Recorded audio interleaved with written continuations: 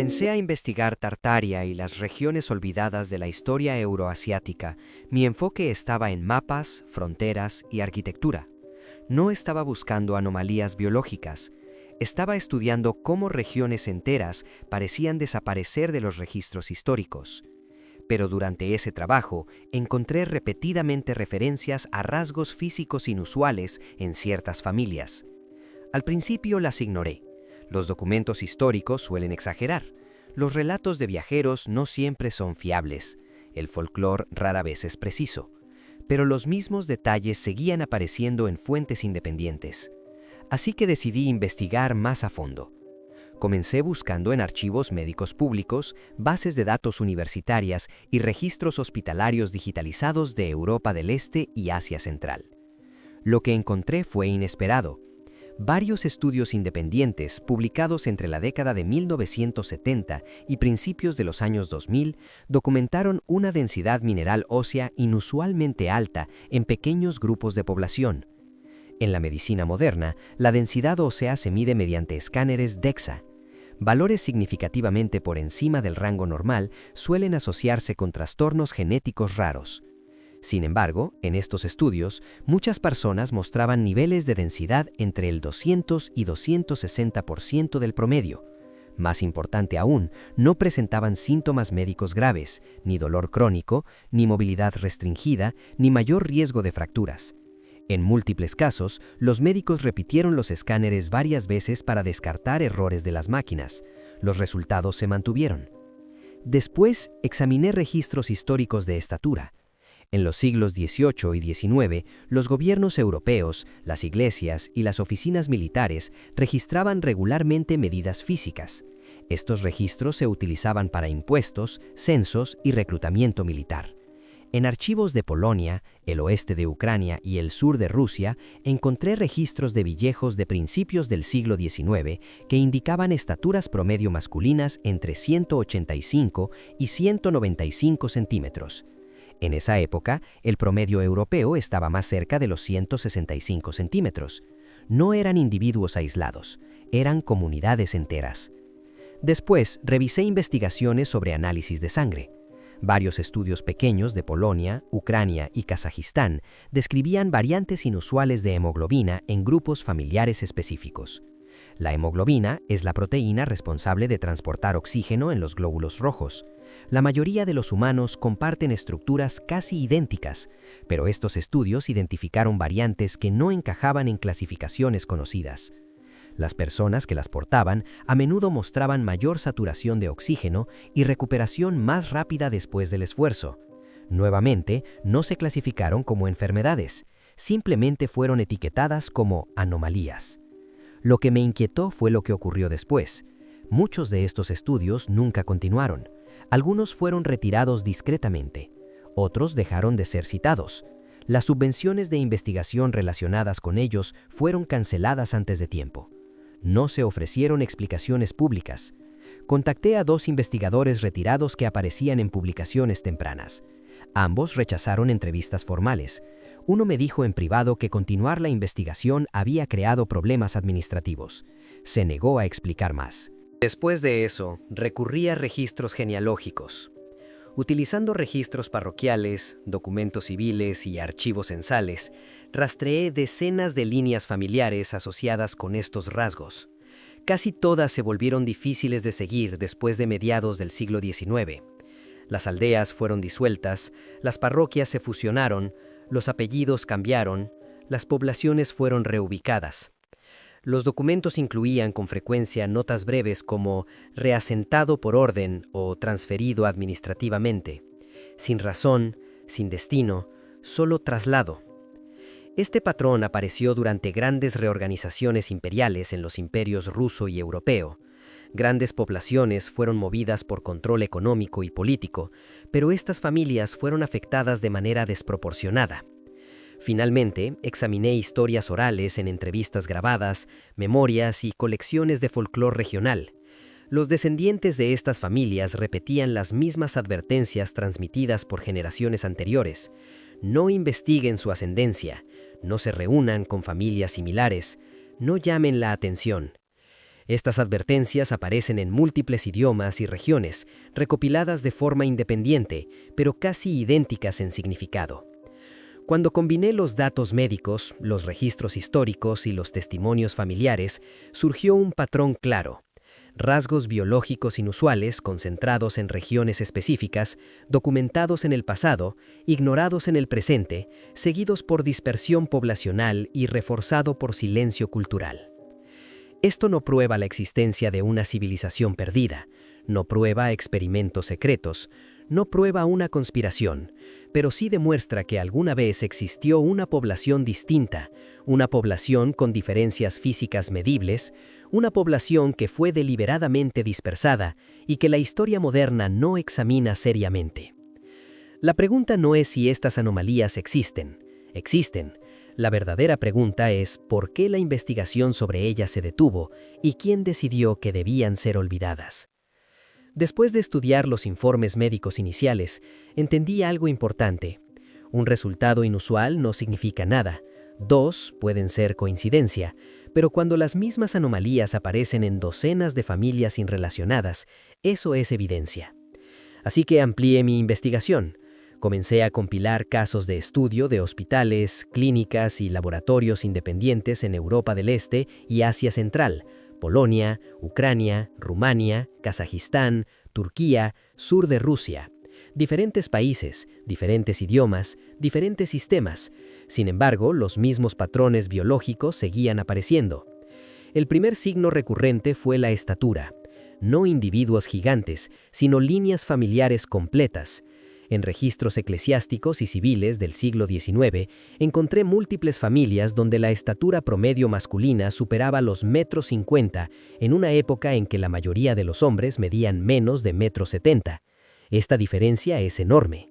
En la medicina moderna, tales rasgos extremos suelen disminuir con las generaciones, tienden a regresar al promedio, pero en estas familias ocurrió lo contrario: la estatura aumentó. El segundo signo fue la densidad ósea.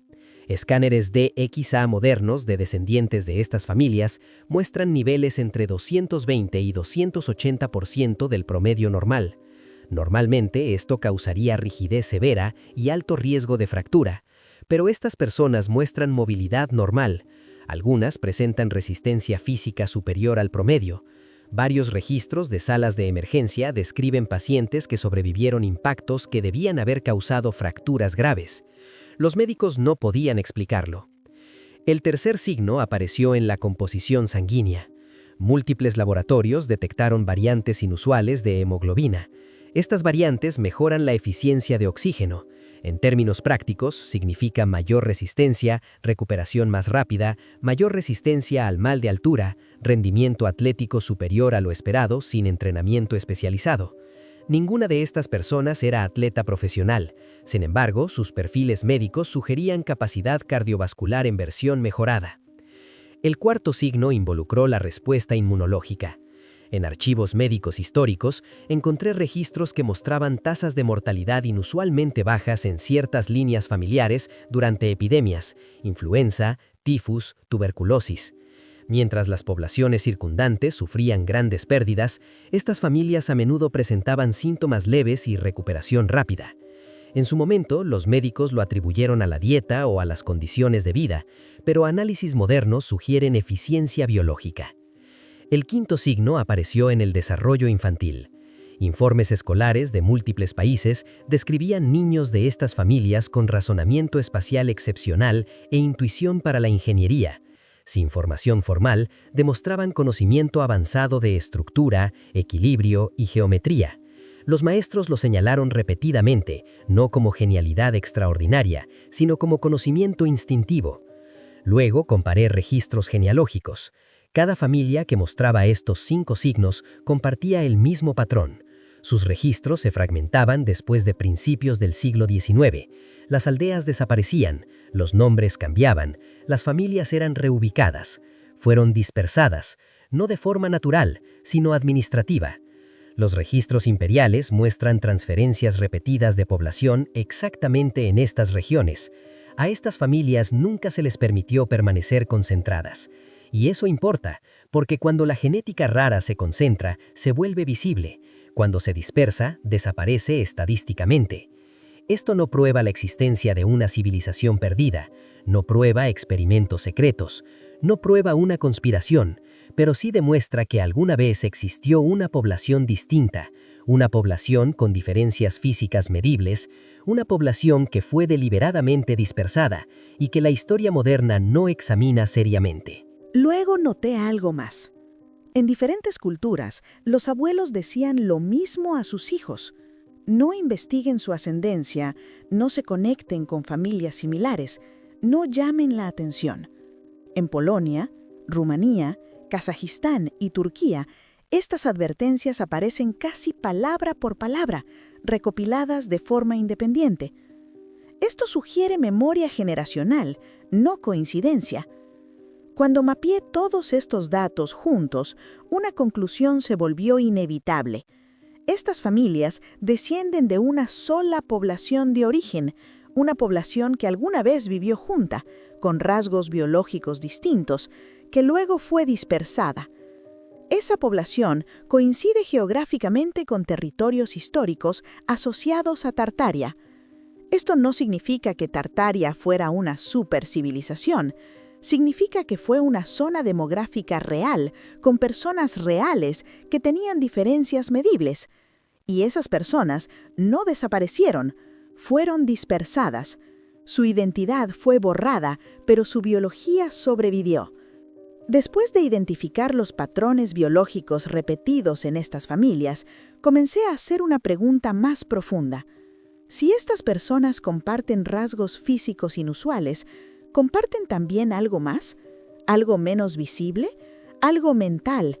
¿Algo aprendido o heredado? Entonces, comencé a examinar registros escolares, informes psicológicos y evaluaciones infantiles relacionadas con estas familias. Lo que encontré fue consistente. En diferentes países y décadas, los maestros describían los mismos comportamientos. Niños que entendían la estructura sin que se les enseñara, que construían modelos complejos a edades muy tempranas, que comprendían equilibrio, simetría y proporción de forma instintiva, no después del entrenamiento, sino antes. En archivos de Polonia, Rumanía y Kazajistán, encontré informes que describían estudiantes con razonamiento mecánico avanzado sin exposición formal. Algunos se convirtieron en ingenieros, otros en constructores, otros en diseñadores, y otros no siguieron carreras técnicas, pero el instinto siempre estaba presente. Luego comparé esto con la evidencia arquitectónica en regiones alguna vez conectadas con Tartaria. Muchos edificios históricos muestran ingeniería avanzada, cúpulas con distribución perfecta de carga, cimientos resistentes a terremotos, cámaras acústicas diseñadas para resonancia sonora, sistemas de ventilación natural. Estas estructuras requieren conocimiento técnico profundo. Sin embargo, los registros de construcción a menudo faltan. En su lugar, solo hay placas de dedicación y explicaciones posteriores, con poca documentación sobre cómo fueron realmente construidas. Después, examiné historias orales. En varias familias, los abuelos contaban historias sobre antepasados que sabían cómo debían colocarse las piedras, que sentían vibraciones en los edificios, que construían escuchando. Estas frases aparecen en múltiples culturas, con significado similar. Sugieren ingeniería intuitiva, conocimiento práctico transmitido por generaciones. La ciencia moderna reconoce que la herencia biológica puede influir en el comportamiento. Aunque los recuerdos no se transmiten, sí pueden hacerlo las tendencias, patrones de percepción, fortalezas, preferencias, formas de pensar. Cuando combiné esto con los datos genéticos, surgió un patrón claro. Estas familias no solo son físicamente distintas, también muestran tendencias cognitivas consistentes hacia estructura, ingeniería, reconocimiento de patrones y conciencia espacial. Habilidades valiosas en culturas centradas en la construcción. Esto sugiere que sus antepasados pudieron haber pertenecido a una sociedad donde estas habilidades eran comunes. donde la construcción y la infraestructura eran centrales, donde el conocimiento técnico estaba ampliamente distribuido durante generaciones. Luego algo ocurrió. Esa sociedad fue interrumpida, su población dispersada, su identidad borrada, su nombre eliminado de los registros. Tartaria, no necesariamente un imperio, no necesariamente una sola nación, sino una gran zona demográfica y cultural. Cuando la expansión imperial reorganizó estas regiones, la población fue absorbida, reubicada y reclasificada. Su historia fue reescrita, su cultura fue disuelta, pero su biología permaneció, sus instintos permanecieron, sus tendencias permanecieron, dispersas por continentes, ocultas dentro de familias comunes. Hoy vemos los fragmentos: densidad ósea inusual, marcadores sanguíneos inusuales, resistencia inusual, inteligencia espacial inusual, vacíos inexplicables en los registros, advertencias transmitidas de generación en generación. No miren atrás, no se reúnan, no hagan preguntas. Esto no prueba una supercivilización perdida, no prueba experimentos secretos, no prueba conspiración, pero sí muestra algo importante. Una población distinta alguna vez existió, fue dispersada, su identidad fue borrada, y la historia moderna no lo explica completamente. La evidencia aún existe en archivos, en edificios, en la genética y en las personas. La pregunta no es si estos rastros son reales, lo son. La verdadera pregunta es por qué tan pocas personas están dispuestas a estudiarlos y qué podríamos descubrir si finalmente lo hacemos.